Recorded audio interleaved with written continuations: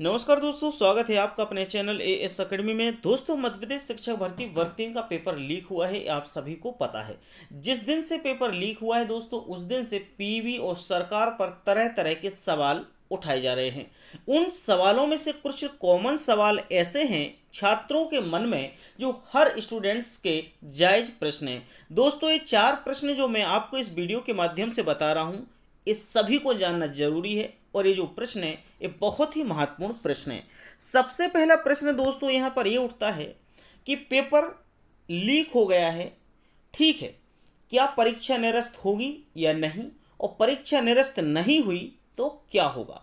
Second सवाल ये है कि पेपर लीक होने के बावजूद भी पीईबी चुप क्यों है। तीसरा सवाल ये है कि पीईबी से जो पेपर लीक हुआ है, उसके बावजूद भी दलाल पकड़े नहीं जा रहे हैं। चौथा सवाल यह है कि सरकार छात्रों की बातों को अनसुनी क्यों कर रही है। दोस्तों, ये 4 सवाल बहुत ही महत्वपूर्ण हैं और मुझे पता है कि हर स्टूडेंट्स इन सवालों के आंसर जानना चाहता है। दोस्तों, सबसे पहले सवाल यदि हम आपके सामने लें तो सबसे पहला सवाल दोस्तों ये है कि परीक्षा निरस्त नहीं हुई तो क्या होगा। दोस्तों, इसका सबसे बड़ा फायदा होगा दलालों को। आप बोलो दलालों को कैसे। यदि परीक्षा निरस्त नहीं होगी तो दलाल अपने आप को 100% सेफ समझेंगे।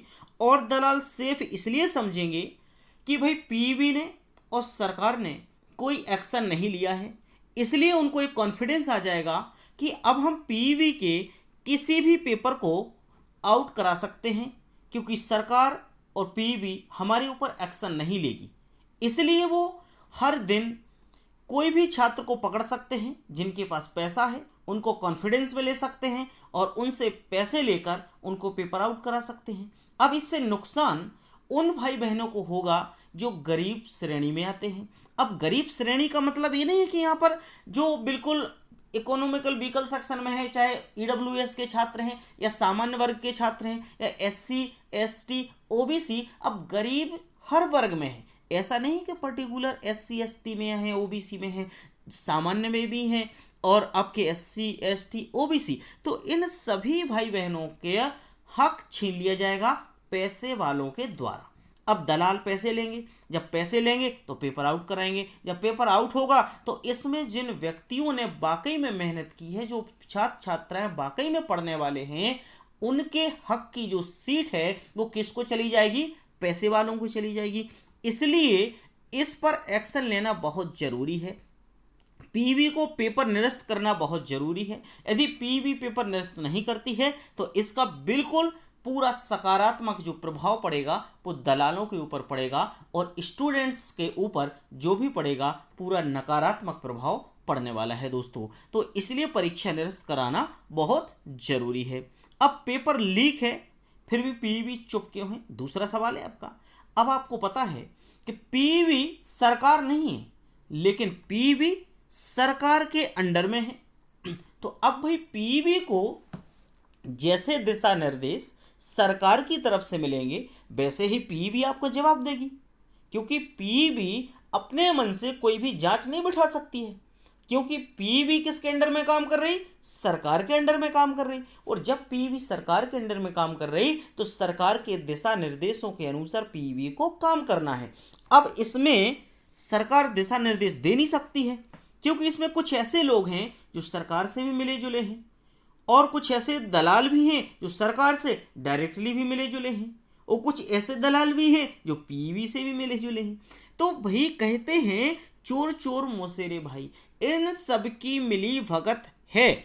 इसलिए ये लोग एक दूसरे को बचाने के चक्कर में कोई किसी को निर्देश नहीं दे सकता। ये चुप इसलिए हैं, इनको पता है कि छात्र कितने दिन सड़क पर आएंगे, विपक्ष कितने दिन सड़क पर आएगा, एक ना एक दिन तो ये चुप हो जाएंगे, क्योंकि इनको पूरा आइडिया है कैसे पेपर लीक होते हैं, कैसे घोटाला होते हैं। क्योंकि पीईबी ने पहला घोटाला थोड़ी किया, ये पहला घोटाला तो है नहीं, ये तो आपको ही पता है, बहुत सारे पहले घोटाले हो चुके हैं। उसके बाद इनको तो सब आइडिया है, पूरी प्रैक्टिस है, इनके सरकार के लोगों को भी प्रैक्टिस है। इसलिए ये लोग अभी शांति से बैठे हुए हैं, इसलिए चुप्पी साधे हुए हैं। अब दलालों को क्यों नहीं पकड़ा जा रहा है ये भी मैंने आपको बता दिया। दलालों को इसीलिए नहीं पकड़ा जा रहा है क्योंकि जो दलाल हैं और जो पीबी या सरकार के कुछ लोग हैं, इसमें ऐसा नहीं अपन कह सकते हैं 100% लोग बुरे हैं, इसमें कुछ लोग अच्छे भी हैं और कुछ लोग 50-50 रेशियो में इसमें लिप्त भी हैं। क्योंकि भाई पेपर आउट एक करने वाला है और एक कराने वाला है, तो हिस्सा तो बराबर बटेगा। समझना ना बात को, इसलिए दलाल पकड़े नहीं जा रहे। क्योंकि यदि दलाल पकड़ा गया तो उसने पूरी पोल खोल देनी है। जब पोल खोल देनी है तो जो 50% आउट कराने वाला है, जो पेपर को आउट कराने वाला है, जिसका पूरा हाथ है, उसकी पोल खुल जाएगी, वो पकड़ा जाएगा। और वो सरकार का व्यक्ति हो सकता है या पीबी का व्यक्ति हो सकता है, आम आदमी हमारे और आप में तो हो नहीं सकता है। समझ गए बात को। इसलिए इनका जो 50-50% का रेशियो है, तो 50% इस 50% को बचा के रखा है और ये 50% इस 50% को बचा के रखा है। इसलिए दलाल पकड़े नहीं जा रहे हैं। यदि दलाल पकड़े जाएंगे तो इनकी पूरी खटिया खड़ी बिस्तरा गोल हो जाएगा, क्योंकि इनकी सारी सच्चाई सामने आ जाएगी। ये बात समझ गए।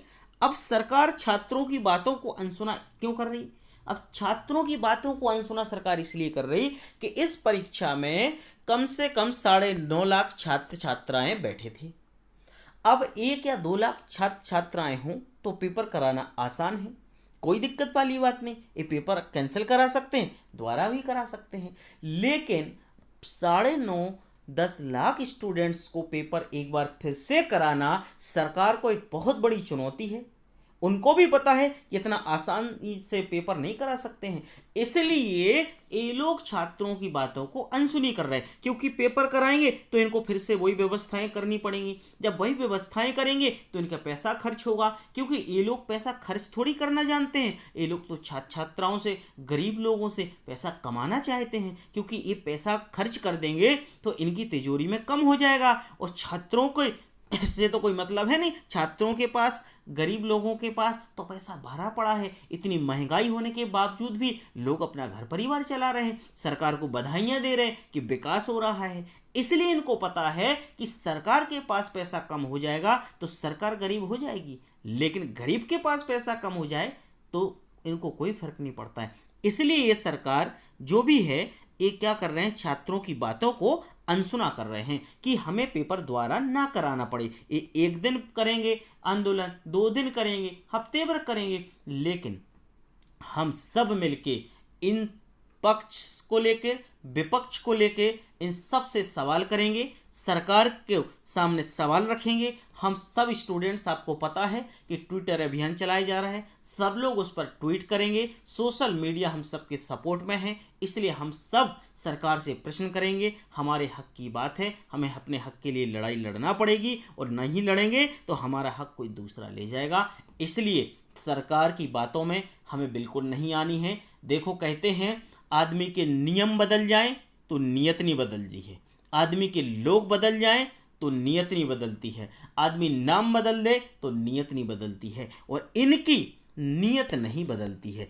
ये सब बदल सकते हैं, ये चेयरमैन बदल लें, इन पीवी का नाम बदल दें, ये कुछ भी बदल सकते हैं, ऑफिसर बदल सकते हैं, लेकिन जब तक इन नियत को नहीं बदलेंगे तब तक ये कुछ नहीं कर पाएंगे। और नियत बदल जाएगी तो सब अच्छा हो जाएगा। अब इन लोगों की नियति खराब है कहते हैं, समझ रहे हैं। जब नियत खराब है तो मतलब ही क्या है भाई?